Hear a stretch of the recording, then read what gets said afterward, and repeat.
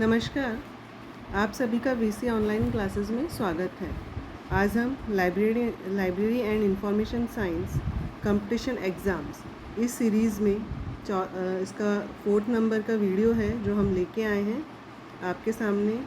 उम्मीद करते हैं कि ये इस तरह के जो वीडियोस आ रहे हैं ये आपके लिए बहुत ही इंफॉर्मेटिव रहेंगे आपके एग्ज़ाम्स पॉइंट ऑफ व्यू से। ठीक है, तो हम स्टार्ट करते हैं आज अपना वीडियो। आज अपने फर्स्ट क्वेश्चन है इस सीरीज़ में, पहला आपके सामने। To find out the etymology of a word the correct reference source is. किसी भी शब्द की व्युत्पत्ति का पता लगाने के लिए सही संदर्भ स्रोत है डिक्शनरी, एनसाइक्लोपीडिया, ग्लॉसरी या ईयर बुक। शब्दकोश, विश्वकोश, एक शब्दकोश या एक साल की पुस्तक या ईयर बुक। तो इसमें आपका आंसर है, किसी भी शब्द के बारे में हम जब उसके बारे में हम इंफॉर्मेशन लेते हैं तो उसके लिए हम डिक्शनरी यूज़ करते हैं। देन राइट आंसर है इसका डिक्शनरी, शब्दकोश।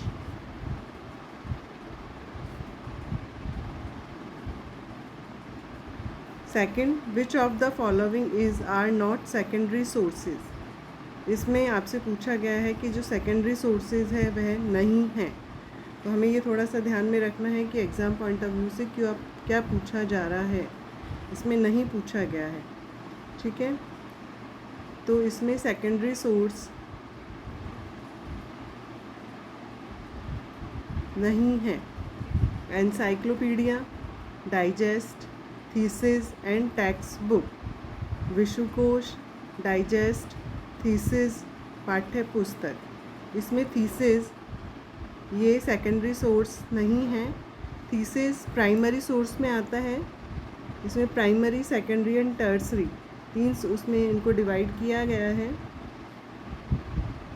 रंगनाथन सर के द्वारा conventional, non conventional, neo conventional, Meta documents, इसमें इन्हें डिवाइड किया गया है रेफरेंस सोर्सेज को।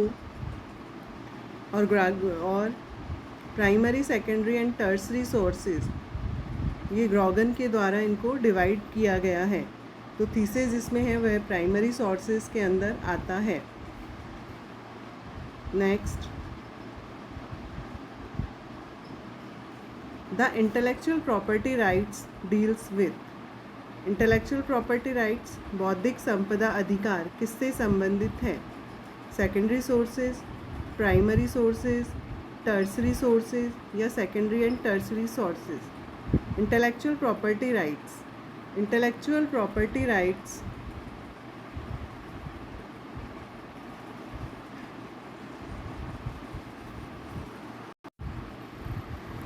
इंटेलेक्चुअल प्रॉपर्टी राइट्स ये प्राइमरी सोर्सेज से संबंधित हैं। इंटेलेक्चुअल प्रॉपर्टी राइट्स इसमें copyright, patents,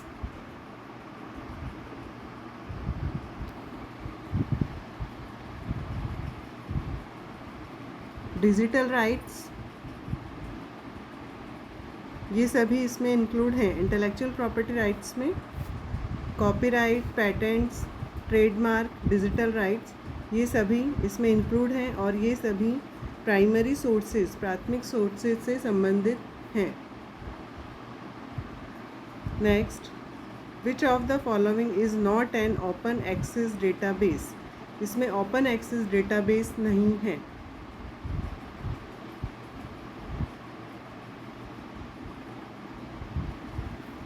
DOAJ, DOAJ full form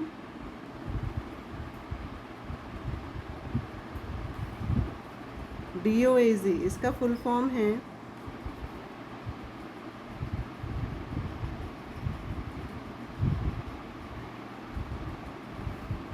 directory of open access journal. ये कम्युनिटी और ऑनलाइन डायरेक्टरी है, इंडेक्सेस एंड ये जो प्रोवाइड करवाती है ये हाई क्वालिटी इंडेक्सेस और open access peer reviewed journals, ये इनको प्रोवाइड करवाती है। DO is a directory of open access journal. उसके बाद है Eric.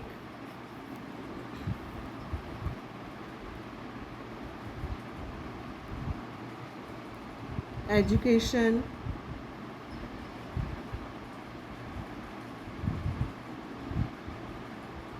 Resources, information centre. ERIC education resources information centre online library of education research and information है।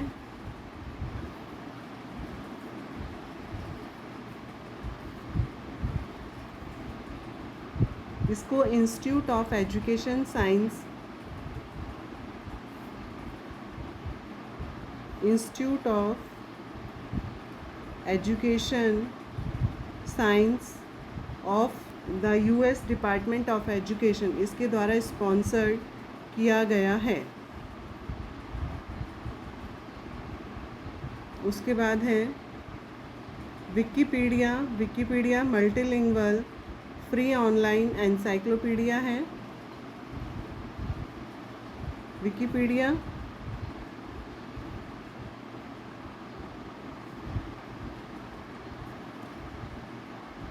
Multilingual free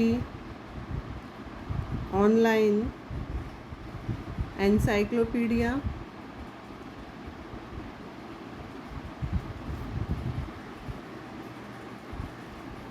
written and maintained by, इसको लिखा गया है और मेंटेन किया गया है। विकिपीडिया की बात हो रही है।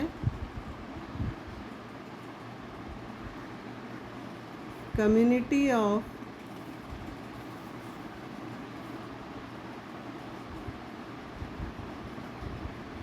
volunteers through open collaboration and wiki based editing।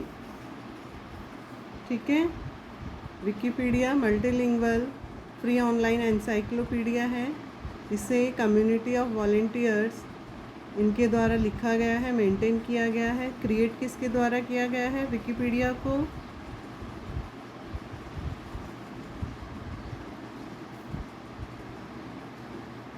Jimmy Wales and Larry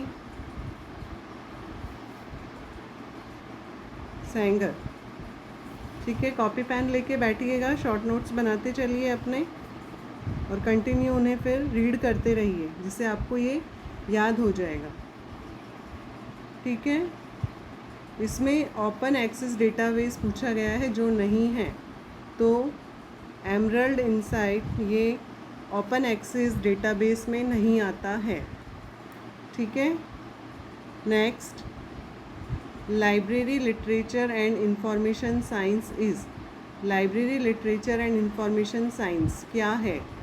एब्स्ट्रैक्टिंग journal, bibliographic database, primary journal, a subject list of library and information science. तो library literature and information science है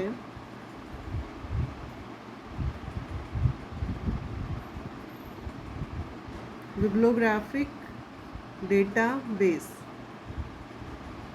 indexes over 400 library and information science periodical published होता है international level पे। इसमें books, chapter with in books, library, school, thesis, pamphlets, इनको 2011 से इनको cover किया गया है।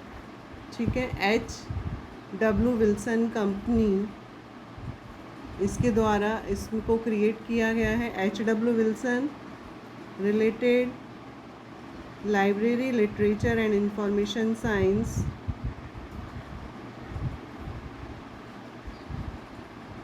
एबेस्को पब्लिकेशन है। H.W. Wilson indexes and database. Okay, तो लाइब्रेरी लिटरेचर एंड इंफॉर्मेशन क्या हुआ? बिब्लियोग्राफिक डेटाबेस, ग्रंथ सूची database. Next, which type of source world of learning. सभी को पता होगा, कंटिन्यू स्टडी कर रहे हैं वैसे सभी स्टूडेंट्स, तो वर्ड ऑफ लर्निंग क्या है? वर्ड ऑफ लर्निंग है bibliography of periodicals, trade bibliography, bibliographical sources and directory. तो वर्ड ऑफ लर्निंग है डायरेक्टरी। ठीक है। पब्लिश कहाँ पे होता है वर्ड ऑफ लर्निंग? लंदन में।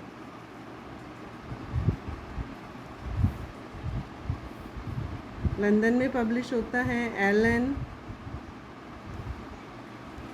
And Unwin, year 1947। World of learning directory है, लंदन से पब्लिश होता है ये। Library herald is published from, library herald ये कहाँ से पब्लिश होता है? तो library Herald Kolkata, Bangalore, Delhi, Lucknow. Library Herald published होता है DLA,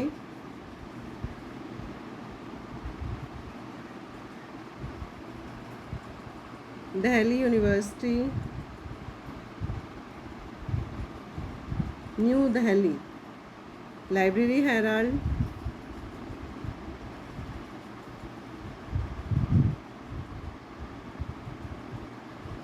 peer reviewed scholarly research journal है, पब्लिश्ड क्वार्टरली। एक लाइन उसमें लिख लीजिए आप शॉर्ट नोट्स में, library Herald published by Delhi university, new Delhi. Peer reviewed journals है, पब्लिश्ड क्वार्टरली। ठीक है। और इट्स बिगेन पब्लिकेशन इन 1958। तो ये आप बार बार रीड करेंगे तो आपको इससे रिलेटेड सारा इन्फॉर्मेशन आ चुका है। ठीक है। दिल्ली से लाइब्रेरी हेराल्ड पब्लिश्ड होता है। Next, which of the following is not an electronic resources? इसमें इलेक्ट्रॉनिक रिसोर्सेज नॉट पूछा गया है, इलेक्ट्रॉनिक रिसोर्सेज नहीं हैं। ई बुक, DVD, ई जर्नल, वीडियो कैसेट्स। तो सभी को पता लग रहा है ई बुक, DVD, ई जर्नल्स ये सभी इलेक्ट्रॉनिक रिसोर्सेज में आते हैं। वीडियो कैसेट्स ये इलेक्ट्रॉनिक रिसोर्सेज में नहीं आता है।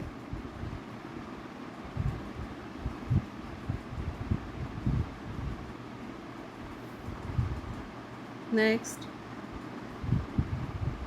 कॉन्कॉर्डेंस मीन्स, कॉन्कॉर्डेंस समरूपता का अर्थ क्या है?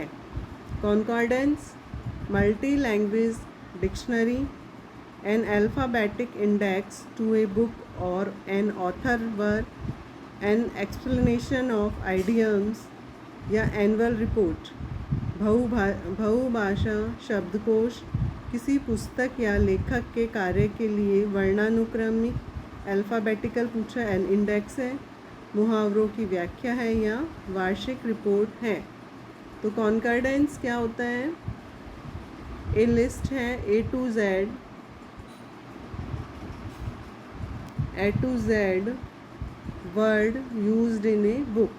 पुस्तक में जो भी शब्द प्रयुक्त किए जाते हैं उसका अल्फ़ाबेटिकल इंडेक्स बनाया जाता है।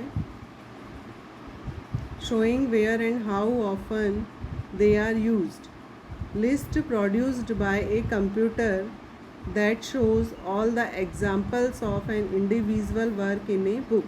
किसी भी पुस्तक में प्रयुक्त शब्द विशेष के उदाहरण की कंप्यूटर निर्मित सूची। ठीक है। तो कॉन्कॉर्डेंस क्या हुआ? Alphabetic index to a book or an author work. Alphabetic index to a book or an author work किसी भी पुस्तक या लेखक के कार्य के लिए वर्णानुक्रमिक अनुक्रमणिका। ठीक है। नेक्स्ट क्वेश्चन पे चलते हैं हम। What is the essential aspect of the information service? सूचना सेवाओं का अनिवार्य पहलू क्या है? रिट्रीवल ऑफ इंफॉर्मेशन, सूचना की पुनः प्राप्ति, स्टोरेज ऑफ इंफॉर्मेशन, सूचना का संग्रहण, कलेक्शन ऑफ इंफॉर्मेशन, सूचना का संग्रह, कम्युनिकेशन ऑफ इंफॉर्मेशन, सूचना का संचार। तो essential aspect of information service, communication of information, सूचना का संचार, ये इसका सही आंसर है। Next, which one is the quality of the best abstract? सबसे अच्छे सार का गुण कौन सा है? रिलायबिलिटी, विश्वसनीयता, ऑथोरिटी, प्राधिकरण, ब्रेविटी, संक्षिप्तता, एप्लीकेबिलिटी या प्रयोजकता।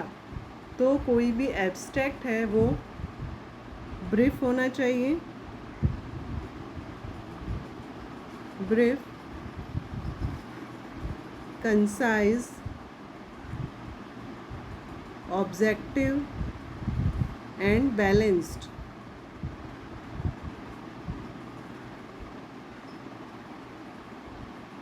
It is just the facts, presentation of the research with measure of conveying methods। ठीक है, तो बेस्ट क्वालिटी कौन सा है इसका? एप्लीकेबिलिटी, ये यूज़ में आना चाहिए। ठीक है,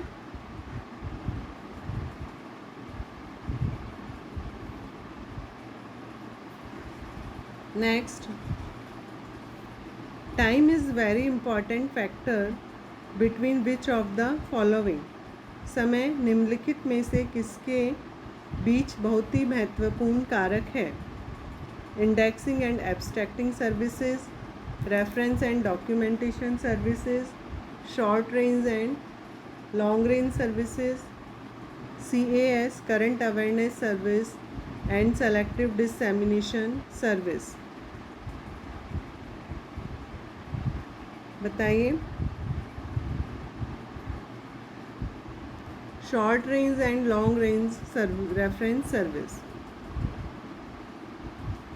ठीक है, short range and long range reference service, इसमें टाइम बहुत ही इम्पॉर्टेंट फैक्टर है, क्योंकि कई बार किसी भी व्यक्ति के द्वारा आपसे कोई भी इंफॉर्मेशन चाही गई है तो कई बार फर्स्ट टाइम में उस इंफॉर्मेशन को देने में आपको मान लीजिए यदि आधा घंटा लगता है, तो सेकंड टाइम वही इंफॉर्मेशन देने में आपको विदिन 5 मिनट्स में आप वो इंफॉर्मेशन देते हैं। तो विदिन 5 मिनट्स में यदि आपने इंफॉर्मेशन दिया तो वो शॉर्ट रेंज में आता है, और किसी भी सूचना को प्रदान करने में आपको ज़्यादा समय लगता है तो वो लॉन्ग रेंज रेफरेंस सर्विस में आता है। लेकिन एक समय के बाद में वही इंफॉर्मेशन आपके लिए शॉर्ट रेंज रेफरेंस सर्विस के अंदर आ जाती है। ठीक है, तो time is very important factor. Identify the science information system from the following. निम्नलिखित में से विज्ञान सूचना प्रणाली को पहचानिए।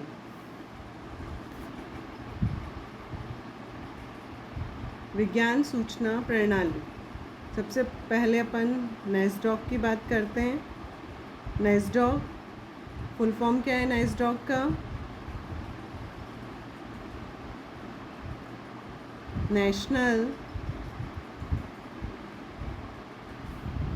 Social science documentation centre. ठीक है, national social science documentation centre established है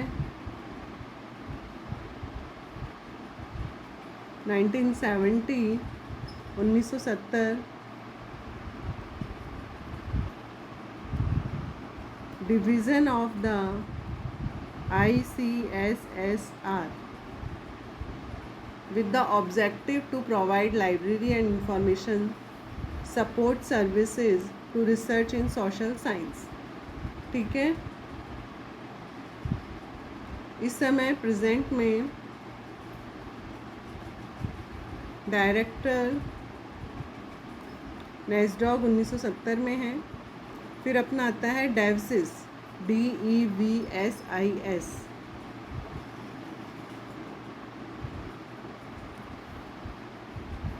DEVSIS फुल फॉर्म डेवलपमेंट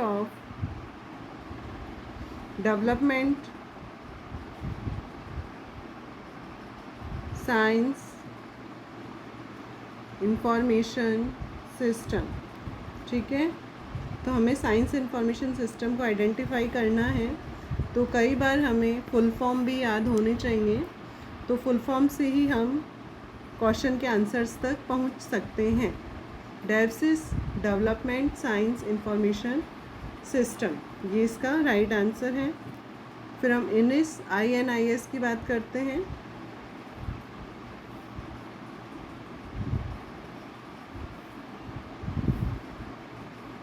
इसका फुल फॉर्म ऊपर लिख देती हूँ मैं, development science information system, international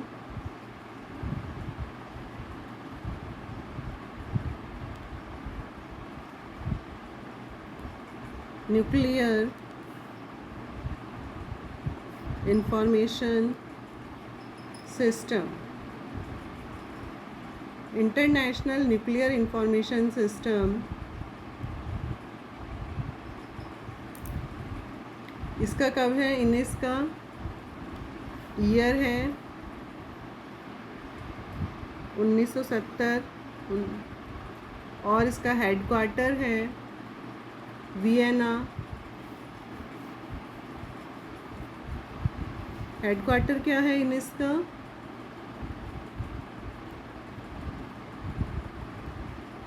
Vienna, Austria. INIS is based on Vienna, Austria, operating since 1970। इनको आपको बता चुके हैं। हेडक्वार्टर वियना, ऑस्ट्रिया, 1970 से ये इसका ईयर है। INIS operated by the, INIS किसके द्वारा ऑपरेटेड है? IAEA। IAEA full form international, short notes बनाते चलिएगा भाई सब लोग, है ना, ये आपके लिए बहुत ही इम्पोर्टेंट रहेंगे। IAEA full form international atomic energy agency.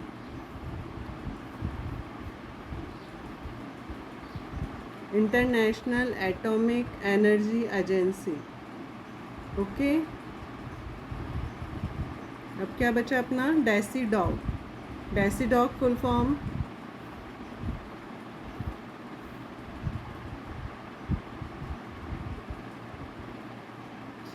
Defence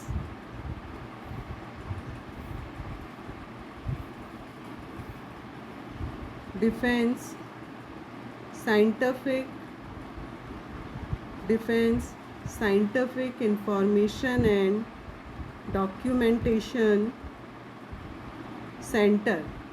defence scientific information and documentation centre,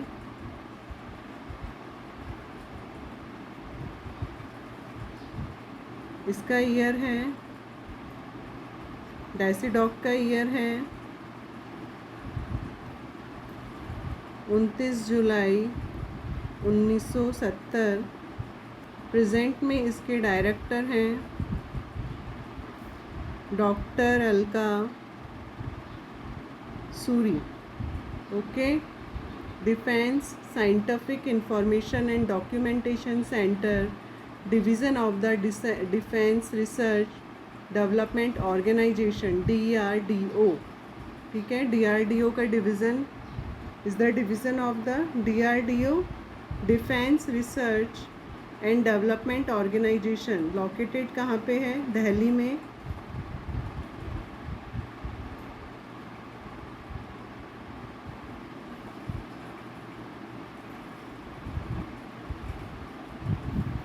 ठीक है, इसका आंसर आपको डेप्सिस हम बता चुके हैं, development science information system. Next question है अपना, systematic indexing is associated with. Systematic indexing व्यवस्थित क्रमण।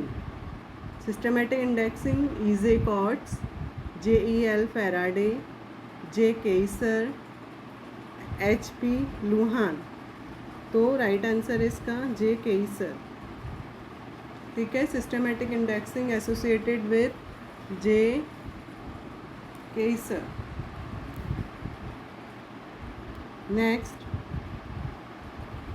N entry is an abstracting journal consist of एक सार जर्नल में एक प्रविष्टि में शामिल है।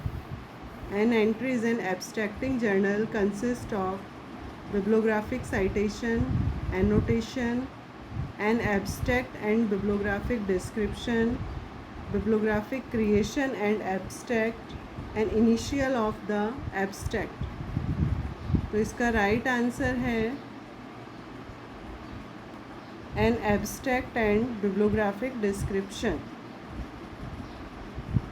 सार और ग्रंथ सूची विवरण, abstract and bibliographic description।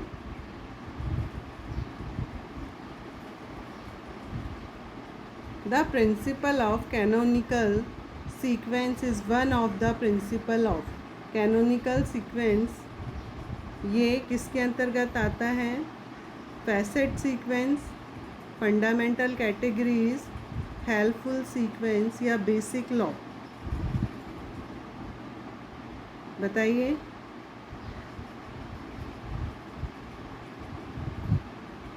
Fundamental categories PMEST,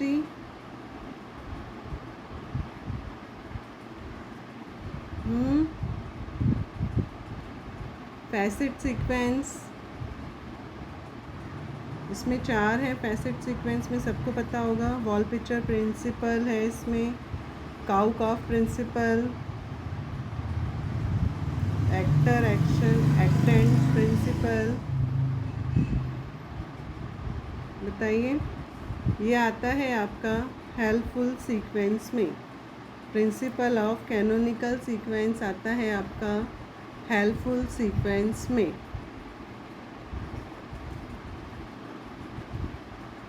next, Apupa pattern is for classification so as principle of osmosis is for.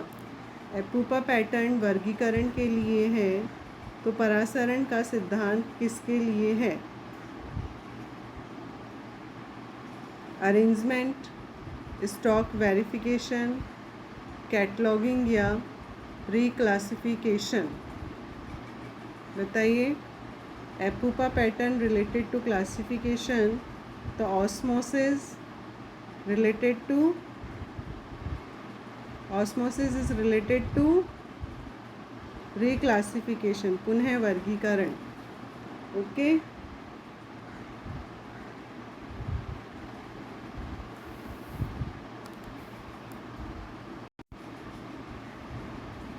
Osmosis related to reclassification. Apupa pattern थोड़ा बात कर लेते हैं।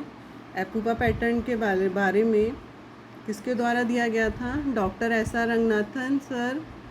इन्हें father of library and information science in India कहा जाता है, जिन्होंने फंडामेंटल प्रिंसिपल्स, जिसे अपूपा पैटर्न के नाम से जाना जाता है। अपूपा पैटर्न कौन सा मेथड यूज़ किया जाता है? Arrangement of books in classification. ठीक है, बुक्स का अरेंजमेंट करने के लिए इसे यूज़ में लिया जाता है। इसमें ए का मतलब है alien, पेनिम्ब्रल,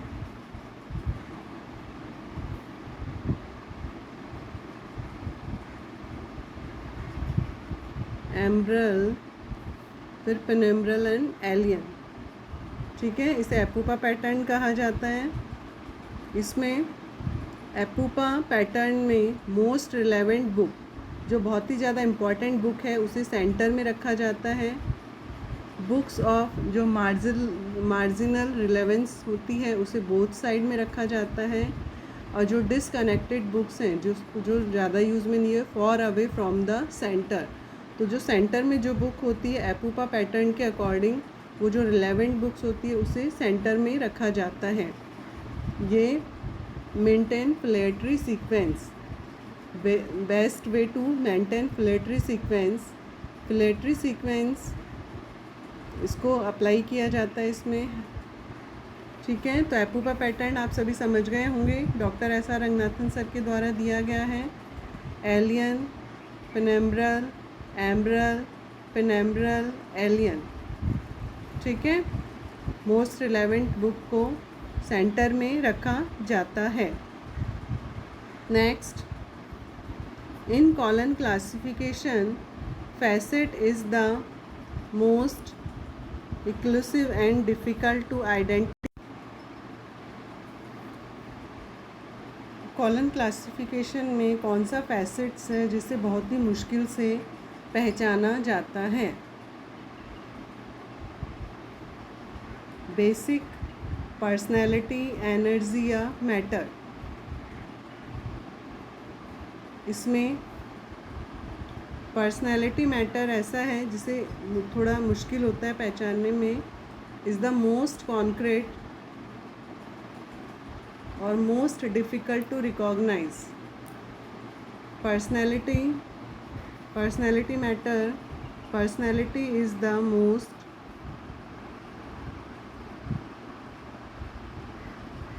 concrete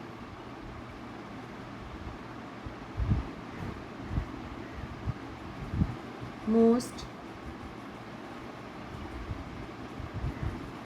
difficult to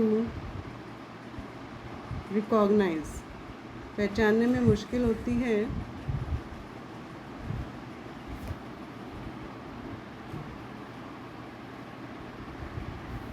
okay, next, subject arrangement of document is known as. Subject arrangement of documents is known as filtry sequence, facet sequence, alphabetic sequence या helpful sequence। ये अभी अपनी बात हुई थी जब अपन उसके बारे में बात कर रहे थे एपुपा पैटर्न के बारे में। Subject arrangement of documents is related to filtry sequence।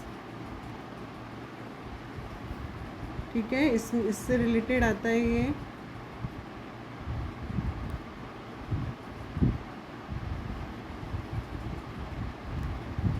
Who gave the idea of dichotomy? Dichotomy idea है वह किसके द्वारा दिया गया है? बताइए।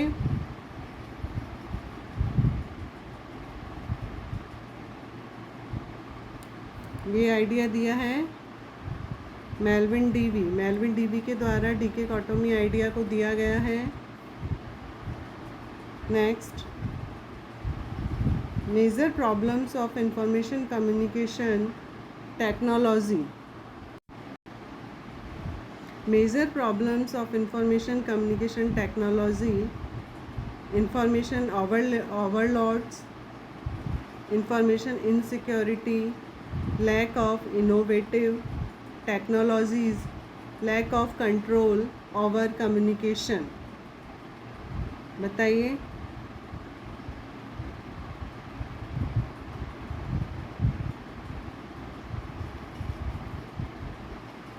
Information overloaded, information insecurity and lack of control of over communication, संचार पर नियंत्रण की कमी, सूचना की असुरक्षा या सूचना ओवरलोडेड, ये सभी मेजर प्रॉब्लम्स हैं इंफॉर्मेशन कम्युनिकेशन टेक्नोलॉजी के। Athens login is used for. Athens login किसके लिए यूज़ किया जाता है? Pricing control, subscriptions model, usages analysis, identify and access management. तो एथेंस लॉगिन है, ये आइडेंटिफाई एंड एक्सेस मैनेजमेंट, पहचान और पहुंच प्रबंधन, इसके लिए यूज़ किया जाता है Athens login. Next Nook is, ये क्या है? An e book reader, electronic database, ERM software या पब्लिशर। नोक है अपना ई बुक रीडर, एक ई बुक रीडर है।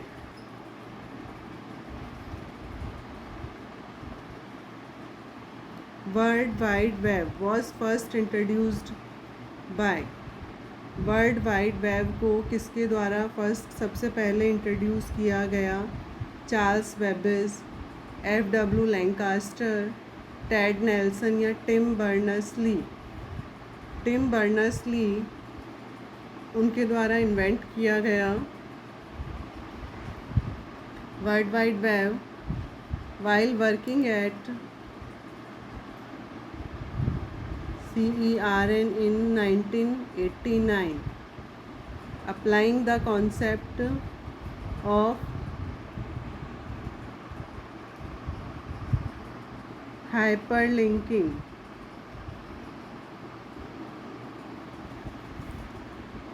ठीक है, जब वे CERN 1989 में वर्किंग थे तब उन्होंने इस कॉन्सेप्ट को अप्लाई किया था, है ना, apply the concept of hyperlinking.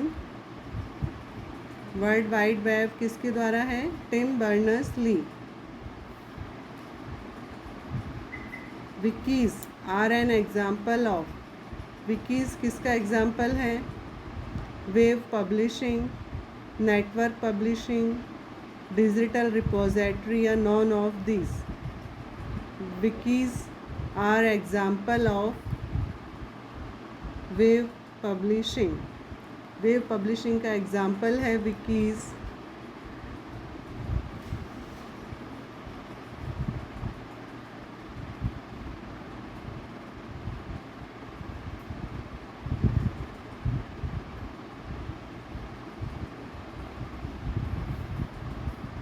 Next, which one of the following is not an image graphic file format? इसमें भी नोट पूछा गया है। निम्नलिखित में से कौन सा इमेज ग्राफिक फाइल फॉर्मेट नहीं है? तो इसमें से PNG, GUI graphic user interface, GIF या JPEG। तो राइट आंसर है GUI ग्राफिक यूज़र इंटरफेस। क्या है full form? Graphic user interface, graphics based operating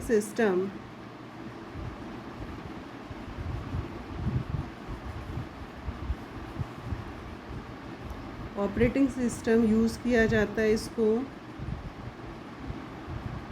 icons, menus and A mouse. Click on the icon on, icon पे click किया जाता है और मेन्यू है वो कूल डाउन हो जाता है ना। To click on the icon on cool down the, अपने मेन्यू हमें दिखाई देने लग जाते हैं। टू मैनेज किया जाता है इंट्रैक्शंस विद द सिस्टम, इसके द्वारा डेवलप किया गया है। Xerox, the GUI was popularized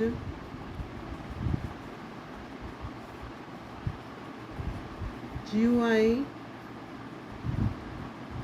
Apple, Macintosh।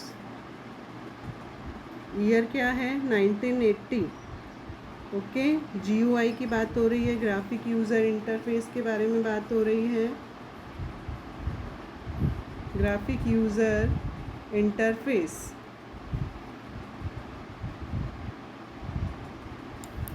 Next, semantic wave is associated with, semantic wave किससे संबंधित है?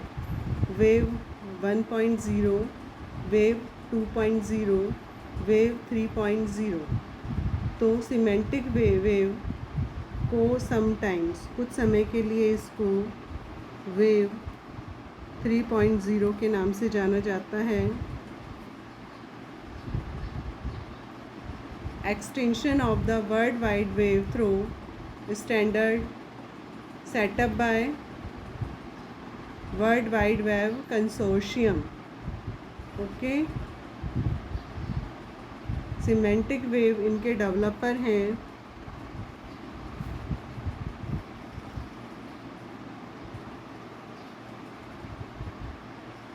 Tim Berners-Lee and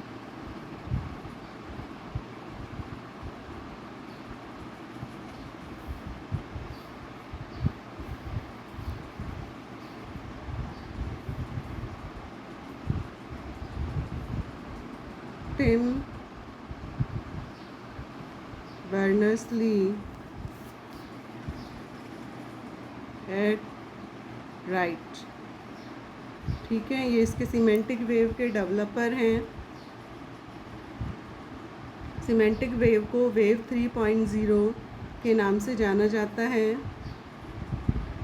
next, which from the following are web browser? निम्नलिखित में से कौन से वेव ब्राउज़र हैं? एपिक, ओपेरा, सफारी या Chrome? Epic, Opera, Safari, Chrome ये सभी वेव ब्राउज़र्स के अंतर्गत आते हैं।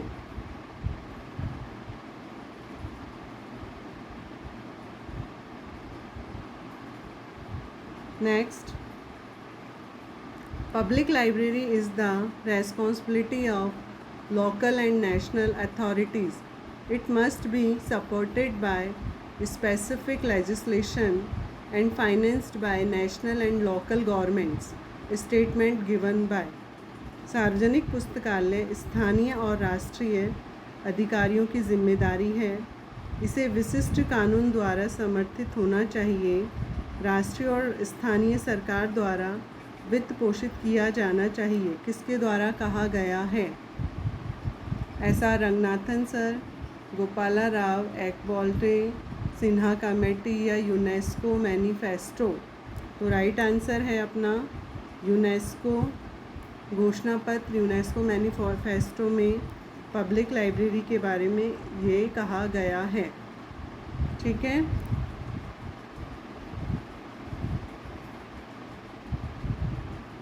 UNESCO full form UNESCO united national scientific cultural organisation, united national educational scientific cultural organisation. Next, which law of library science state that information is basic input to human growth and development? पुस्तकालय विज्ञान का कौन सा नियम कहता है सूचना मानव वृद्धि और विकास के लिए बुनियादी इनपुट है? बताइए। 5 laws library science doctor S R. Ranganathan sir के द्वारा दिया गया है। बताइए 5 laws of library science. First है books are for use. Second, every reader is her use. Third, every book its reader. Right answer है एवरी बुक इट्स रीडर। प्रत्येक पुस्तक को उसका पाठक मिलना चाहिए। Save the time of users and library is a growing organism.